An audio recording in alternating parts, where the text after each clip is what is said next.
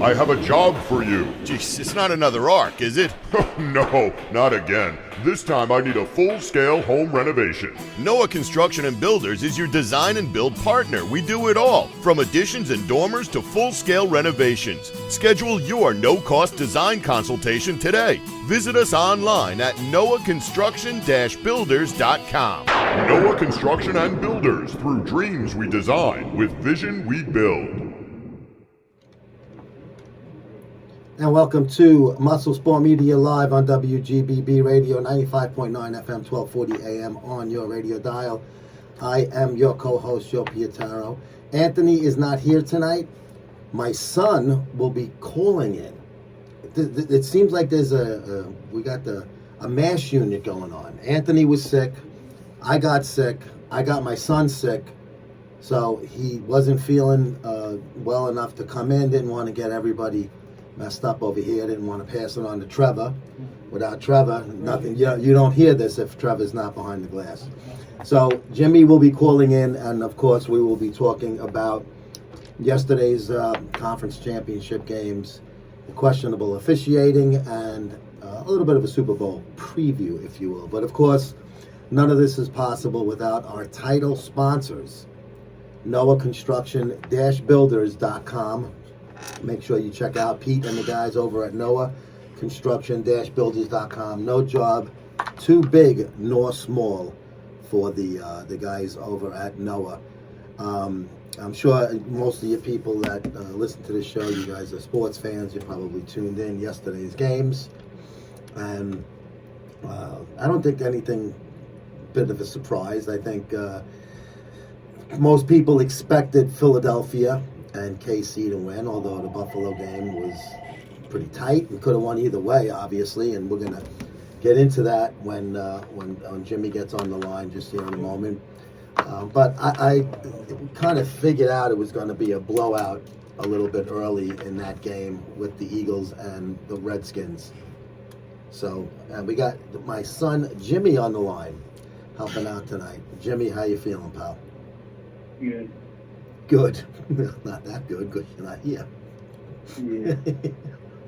All right, but we were watching the games yesterday together, and we kind of both felt that we'll start with the NFC game since it was first. You said early on, I think it's going to be a blowout, especially after that big Saquon 60-yard touchdown from that first play from the scrimmage. It got a little tight for a little bit. I think it was 14-12 or something at one point. But then the Eagles just they capitalized on a few mistakes by Washington. Turnovers on special teams really did in the Commanders. So going into that game, you felt like I did, confident that the Eagles were probably going to prevail, right?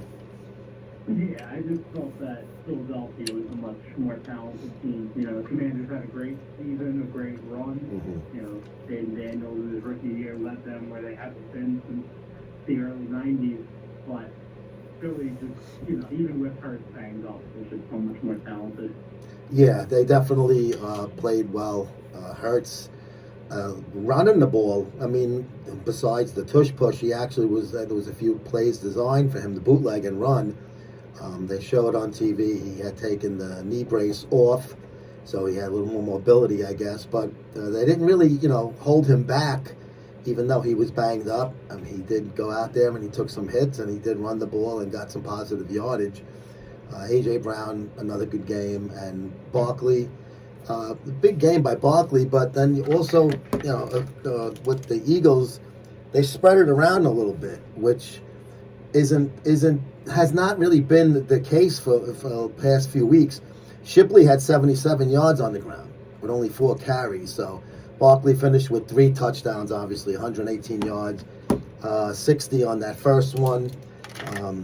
So I mean, he's had a monster year, definitely in the MVP talk.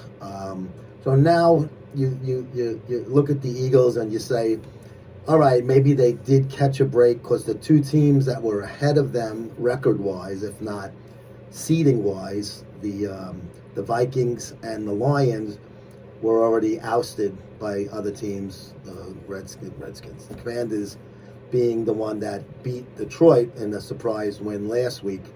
in the divisional round. So do you think that cheapens the Eagles conference championship a little bit, that they were the 13 wins, they were the third highest win team, but didn't have to go through teams ahead of them? I don't think so. I've never been someone who bought into the, the road they took to get here wasn't hard. You play on the schedule, and Yeah. them, their schedule is faded for the postseason, but they took care of business.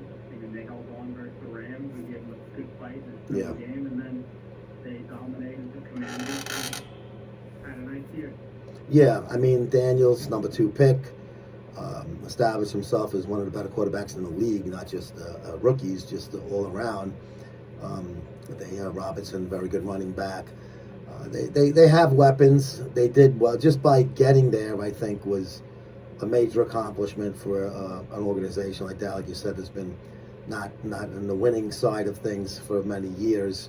And the Eagles, I think the Eagles would have beaten even Minnesota. Let's just, maybe if Detroit gets knocked off and Minnesota survives somehow, I think the Eagles beat Minnesota, and Detroit could have been a toss-up. You don't know. We'll never know. It's hypothetical. But the Eagles had a great year, 2 good playoff games. I think Rams were one of the hottest teams going in, and that was a really good game, and that showed you the grit that a team like Philly has. So now they are TV watching, and then the better of the 2 games yesterday, Buffalo at KC, 3:30 game, 6:30 game, 3:30 was the Philly game. AFC Championship game, no surprise at all. I could have not even watched it and told you the Chiefs were going to win, and with the short 1.5 point spread, cover as well. If it was a higher spread, maybe they don't cover, but they get the money line. And obviously, we'll get into that a little bit with the officiating and the potential favoritism that the Kansas City Chiefs get throughout the league from Roger and the refs. So what did you think about going into that game? Obviously, both teams, Buffalo beat KC in the regular season. Both teams are solid. They both have phenomenal quarterbacks, good running game, good receivers, good defense. I mean, those are probably the 2 best teams in the NFL, in my opinion. So what did you think going into that game before it started? Yeah, before it began, I thought the Bills had a really good chance to finally, with that home and, conquer the Chiefs, who was, stymied them for the last few years. Mm-hmm. But it would have needed to get ahead by a score or 2 late to do so. When you're in these 5 games late with the Chiefs, and, you're not going to win. That's been the story of the season. A lot of people think the refs are playing games, or maybe the Chiefs are just better. But when you're in these tight games, and you give the Chiefs a chance late, they usually win. Yeah, they do. They have a lot of last possession wins. What surprised me was as many points that was scored. In the NFC game, I thought it was a lot of points, but I figured, once Philly went up, it was a rout. KC has been winning games, and they've all been unders. They've been 20-17, 21-18 wins. I was a little surprised that game went over the 49.5 or 48.5, but I mean, it went over easily, and it kind of got not to a shootout, but it did kind of go where they were both moving the ball. I mean, even though both defenses were playing well, they were able. I think that just the caliber of quarterbacks were able to move the chains and keep these drives alive. Obviously, Buffalo did get the short end of the stick, if you will, especially on that 4th and 1, which really shouldn't have even been 4th down because tight end had first down yardage on the 3rd down pass. But the Chiefs, we'll get into the referee thing now. The Chiefs obviously did not play very good this year all around. And you say, how could you say that? They won, 15 games, whatever. But you've seen as many games as I have. They're on national TV every week practically. They really didn't play that great, but that shows you how good they are. Even with some assistance from the Zebras, they still are able to maintain and win these games and stay close enough, even when they're having an off day. Mahomes really played good. I mean, he was excellent with the rushes yesterday. 2 touchdowns on the ground. He threw the ball really well, I thought, too. He was moving a lot. He had some good moves, and they always say they're afraid to hit him because it's an automatic flag, but it still doesn't take away from the young guy's mobility and athleticism. So what did you think was the key yesterday to KC getting out of there and headed to New Orleans in 2 weeks? He's still 2-point conversion. Oof, yep. They were chasing those points all night, and they did not need to go for 2 early in the game. Yep. Late in the third, it makes sense, and in the fourth, if you're trailing, but going for it in the first half, it's a tough point to chase them.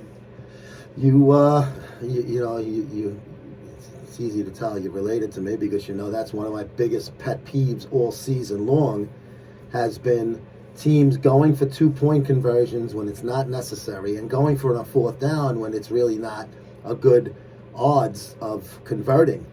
The 2-point conversion with the Bills, the second one they did, which they tried to do a tush push, it seemed, or was it a fake tush push? I don't know.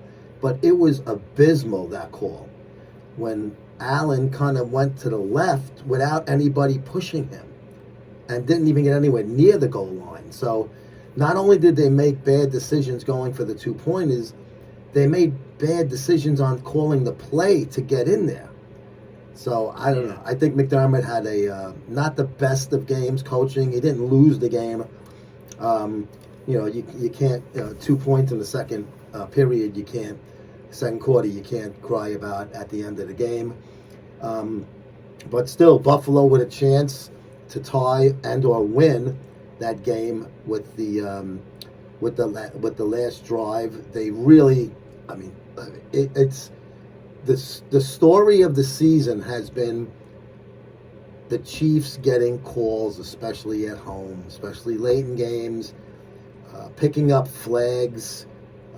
Not calling false starts and calling the encroachment when the linemen move first on the offensive side. The play with the 4th down play, let's use that as an example, when Allen tried to get that ball in on 4th after it was great. I mean, just an amazing defensive corner blitz on that. And he throws the ball, almost a great catch. Probably should have had it. In this league, you make that catch on that play. But there's a flag down.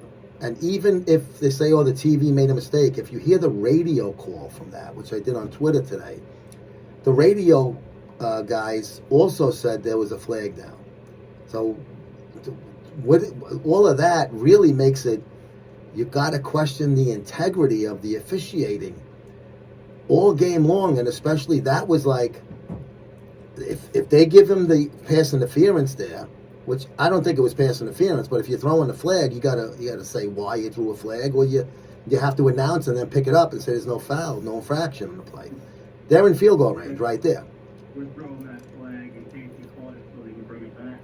Well, that's what I think. It's like, what did the ref thought he saw him catch it?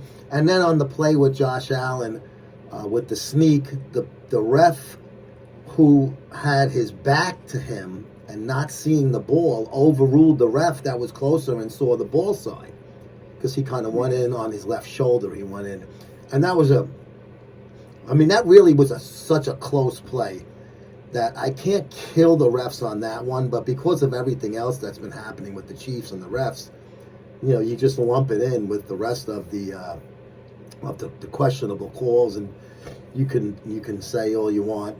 Why do they want the Chiefs to win? Well, big surprise, the whole Taylor Swift, Travis Kelce thing, the three-peat. Mahomes is a marketable. He's a great young kid, a great marketable guy. They're a team that a lot of people have become fans of because they have these superstar players. People that wouldn't ever know anything about football know about it because Taylor Swift's dating the tight end. So I do think that the refs, I don't think the game is rigged. I think that there's some kind of, shenanigans going on somewhere, either with points being shaved, if you will, or just making sure that this team gets out of there and continues their season? Do you think it gets that far, or do you think it's just coincidental? I think they're definitely get a favorable whistle as far as full-on rigging, or to say, you need a lot more evidence to prove that. Yeah. But at the time, when it happens over and over and over again, it's hard for that to be a coincidence every time. Yeah. Yeah, it's kind of like the, the veteran all-star hitter gets the benefit of the doubt on a pitch on the black. He gets the close call, and they'll call it a ball if he doesn't swing at it. Where the rookie's going to get punched out if it's got two on him. Yeah. So it's kind of like, that's not rigged. That's the umpire is favoring a guy that's been there, done that kind of thing. Which the Chiefs, they're going for 3 straight now. So the league wants a repeat. As much as of course the other team hated dynasties and the villain team is good for ratings. Mm-hmm. His ratings have declined since the Golden State Warriors dynasty, fizzled out. Having that team that everyone hates and wants to lose is good for viewership. It is, definitely. Excuse me. So now let's look forward to 2 weeks Super Bowl 59 in New Orleans, indoors in the Dome. You get last night it opened up with a 1.5 point favorite, KC 49.5 over under. I jumped all over that because I think KC's going to get the game no matter what happens. They're not going to lose this three-peat opportunity, and Taylor Swift jumping around with Kelsey, on the podium and the confetti all over the place when it's right there, and have Philadelphia Eagles spoil the party. It's never going to happen, and anyone that thinks otherwise, you're just, you're dreaming. The spread is going to go up. People are going to jump all over them. As it is, the public money, betting money, is all over that over. So where my feeling's going to be game day, where it's going to be under. And I think the whole season, the Chiefs, like I said before, have been an under team. Both teams have a real good defense, and I could see a good tight 22 to 17 kind of game with KC coming out on top. What do you feel about the line going into that game and the over-under? Yeah, I definitely agree with you on the Chiefs there. I do think they're going to get us on whether shenanigans of either or not, remains to be seen. But as good as the Eagles are, when you logically look at it, the Eagles played better football most of the season. The Chiefs, they just find a way. They just have that magic to them, whether that magic is reps or it's just in them, who knows, but they're just a great team, and that's why they're a dynasty. Yeah, I think the Eagles had a better season, but I think if you go man to man, the Chiefs might have the better team all around. It's real close. I mean, obviously Mahomes is better than Hurts, but Hurts is... outside of Hurts is obviously not the quarterback. Yeah. That Mahomes is, even though he's a good player. He is. A.J. Brown, Devontae Smith, there's a lot of talent on that Eagles. A ton of talent, yeah. And the Chiefs have talent too, but I think if you look at the running back, it's not even a question. Saquon Barkley is the best back in the league, and there's not even a close second. And it looks like it seems like Pacheco is. They got Hunt carrying the ball. It's been hot. He's been doing well. It seems like Pacheco is he's like the forgotten man over there, and I think that's going to hurt them a little bit in the Super Bowl because you got to spread the ball around a little bit, and teams lately have not been doing that. You've seen one receiver get most of the looks. And occasionally the tight end, if there is a good tight end on that team, and one running back or sometimes teams just totally forget about the running game. It's been it's been very odd football season. It's been pass heavy, fourth down heavy, because the kicking game, like we were speaking about last night, it's become a non-existent thing in the game, where it used to be a clutch thing that could get you, over the hump if you had a guy that can hit something from deep. I think that the Eagles need to spread the ball around a little bit with their receivers. And the Chiefs definitely. I mean, they got Hopkins, Schuster. They got so many receivers that Schuster had one catch yesterday, and it was huge to move the chains. They don't even look at these guys. So I think that league-wide, they need to start going back to getting more touches and more looks for more than the one or two superstars on the team. I mean, Kelsey got a couple of looks yesterday and did well. He's the guy you expect on that team, but you need a streaker. You need a wideout on the edge to do that. And Mahomes has a deep ball. He throws beautiful ball. How do you feel about like the offensive strategy going into the game for either team, let's say? Both teams. Yeah. Will definitely benefit from spreading it around more. On the Philadelphia side, you have a guy like Saquon Barkley, a guy like A.J. Brown. You don't need to be as, everyone's included. Do it themselves. Yeah, I mean, I if I'm the Eagles, I don't get away from the run, even if I go down early in that game. It could be 10-0 in the first quarter. I'm still giving Saquon Barkley that ball over and over. I mean, yesterday the game got away from them, so they didn't need to give him that many. He only had 15 carries. But then when you look at the with the Chiefs numbers yesterday in the AFC Championship game, they didn't spread the ball around, and I think they don't have. I mean, they got some really talented offensive players. Mahomes is obviously their best guy. Kelsey's probably their best receiver. But, I mean, I think what they need to do is to utilize these weapons. Schuster had 2 catches yesterday. Worthy had a good game. Kelsey, 2 catches for 19 yards. Pacheco actually had 2 catches, and he had 5 carries. And Hunt had 17, but only 64 yards. I mean, whatever happened to if you don't have 100 yards, you're not a top running back. You didn't do a good job running the ball.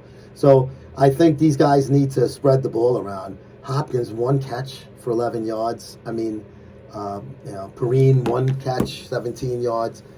They have so much talent out there. I think if they're 3rd and long and they go 4 or 5 wide, it's hard to cover these guys, even though some of these guys are older. Hopkins, I think it was maybe 5-6 weeks ago, he had a huge game. I think it was on a Monday or a Sunday night. So it's not like this guy can't play. This is a veteran who's had a lot of success over the years, and I think that they're shorting themselves by ignoring players like that. Do you think that it would behoove the Chiefs to get away from just Kelsey and Mahomes?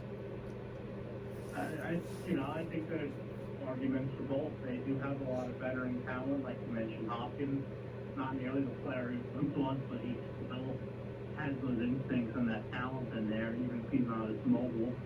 But at the same time, the Chiefs, they've won 3 out of the last 5 Super Bowls, going to a lot of Kelsey and Mahomes. Yeah. So maybe just stick to your bread and butter. Yeah, I guess, Kelsey's going to get his looks. I mean, Mahomes yesterday, 18 for 26, 1 TD, 245 yards. He's thrown under 200 yards so many games, but his efficiency, he doesn't make mistakes, and he gets the ball where it needs to be. He doesn't always need to force it in there. So in a game like yesterday, he had less than 250 in the AFC Championship game. When they scored that many points, it's kind of like you look at the scoreboard, the box score twice, like, am I reading that correctly? How did he have under 250? He looked like he was throwing the ball all over the place last night. You said when that team is down late or tied late and he needs to get them into field goal range, he can do it. Yeah. He's really talented. I mean, when Buffalo actually won up by a point, there was no panic. And Andy Reid wasn't worried about it. It was like it was the start of the game. It didn't even make a difference. And then I think having a coach like that and a quarterback like that kind of gives the whole team like that feeling, like let's play it cool. I think Sirianni is definitely. I mean, you can't even compare if a younger coach head to head in this matchup. And that's not fair to Sirianni. Reid's just a veteran who's been there forever. But Sirianni's had some questionable coaching decisions the past couple of years. He has led 2 Super Bowls in the last 3 years now. Yeah. No, listen. The whole position, whether you're the young coach, and that's going to happen. It's going to happen. He knows the pressure of that game. Like you said, he's been there. This is a rematch game, and it's going to be interesting. I honestly feel that the Chiefs are going to win, not easily, but I think the final score won't be indicative of the game. I think they're going to pretty much control the whole game, but it's not going to be a high-scoring game. I do see neither team breaking 25 points, and I see something like a 23 to 16, because of these oddball 2-pointers. They're always going for them, so there's not that usual 7, 0, and 3 type of numbers. I think like a 20-something to 16 kind of win for the Chiefs, where they kind of control the whole game, where it's a little tight maybe for a little while, and then they answer with their own thing. We're going to close out with your prediction, Super Bowl 59, Jimmy. I'm going to say Kansas City Chiefs 32. Philadelphia Eagles, I go 21. So you are breaking that 49 with the hook over, and I'm going to stick with that under. So, good show, Jimmy. Thank you for calling in and pinch hitting for Anthony this week. Noah Construction-Builders.com. Make sure you check those guys out. And, of course, MuscleSportMag.com/store. We will see you guys next Monday. Good night. Noah, I have a job for you. Jeez, it's not another arc, is it? No, not again. This time I need a full-scale home renovation. Noah Construction and Builders is your design and build partner. We do it all, from additions and dormers to full-scale renovations. Schedule your no-cost design consultation today. Visit us online at noahconstruction-builders.com. Noah Construction and Builders, through dreams we design, with vision we build.